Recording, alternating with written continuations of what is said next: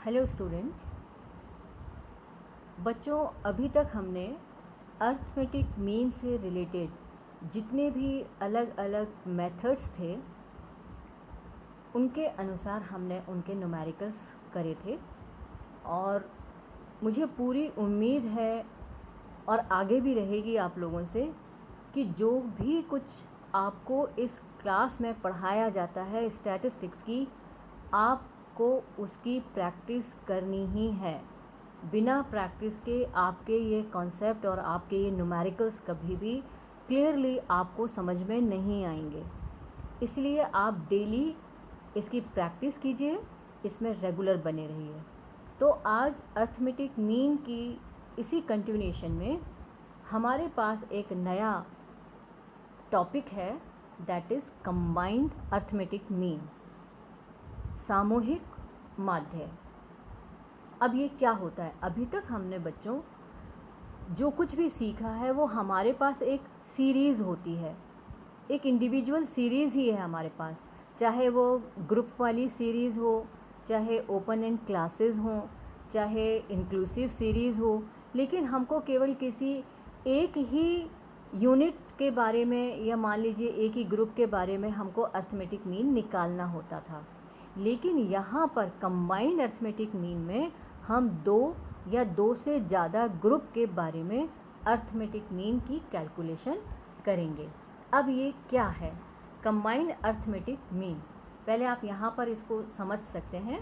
Combined arithmetic mean में यदि किसी समूह के दो या अधिक भागों के अलग अलग समांतर माध्य और उन भागों की संख्या ज्ञात हो तो उनकी सहायता से हम पूरे समूह का सामूहिक समांतर माध्य ज्ञात कर सकते हैं।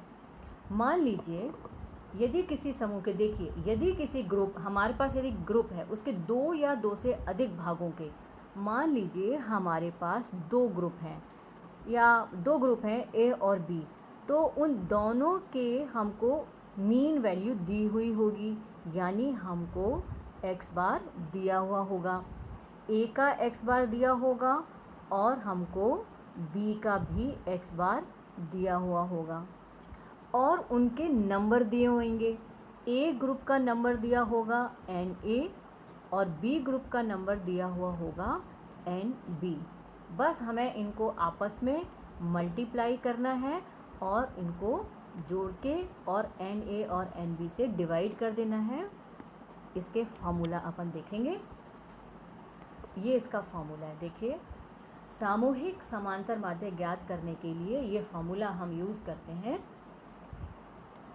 एक्स बार वन एन वन, यानी एक ग्रुप का मीन और उसी ग्रुप का नंबर, इसी तरह से दूसरे ग्रुप का मीन और उसी दूसरे ग्रुप का number of observation, X bar three N three. इस तरह से जितने भी ग्रुप हैं, यदि 4 हैं तो प्लस एक्स बार 4 इंटू एन 4 हो जाएगा।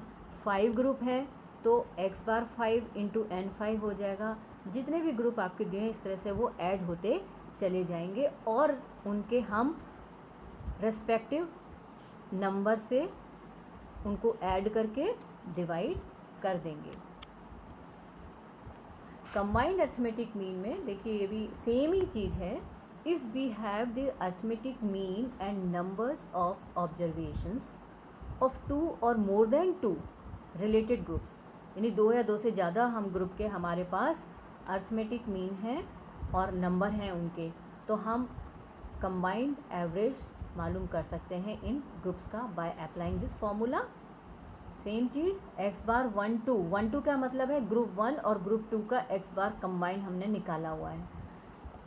N 1 into X bar 1, N 2 into X bar 2 और divided by N 1 plus N 2।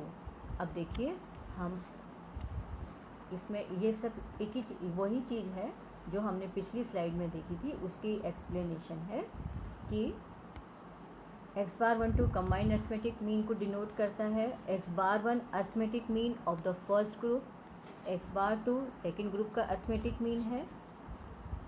N 1 जो है number of observation in the first group and number of observation in the second group, denoted by N2।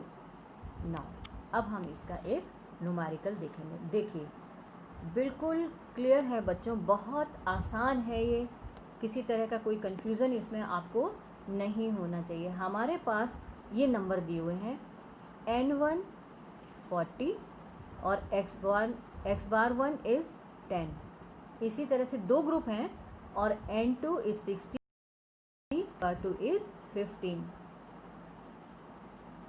Formula रखिए x bar 1 to N1 into x bar 1 plus N2 into x bar 2 divided by N1 plus N2।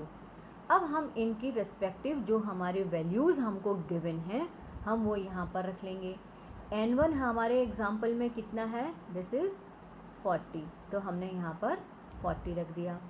Into 10, x bar 1 कितना है 10, तो हमने यहाँ पर 10 रख दिया और हम इन दोनों को आपस में गुणा कर देंगे।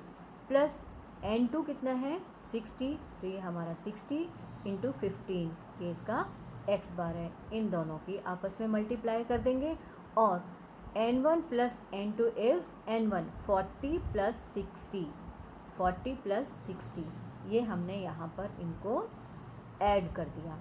अब देखिए यदि हम 40 इंटू 10 करते हैं तो हमको मिलता है 400, प्लस 60 इंटू 15 करते हैं तो हमको मिलता है 900। इन दोनों को जोड़ लेते हैं तो हमको मिलता है 1300।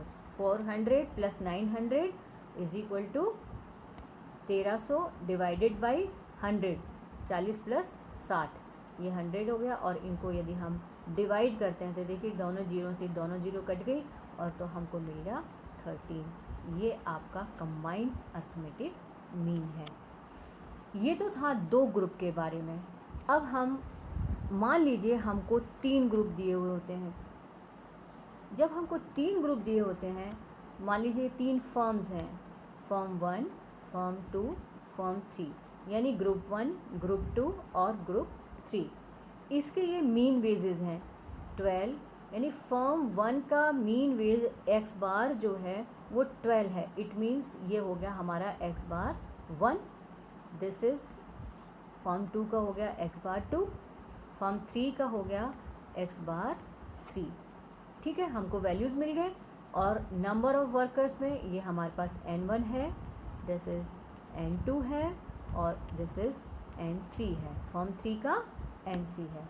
अब इसी को हम अपना सवाल इसके अकॉर्डिंग कर लेंगे। देखिए ये हमको सारी वैल्यूज़ मिले हुए हैं।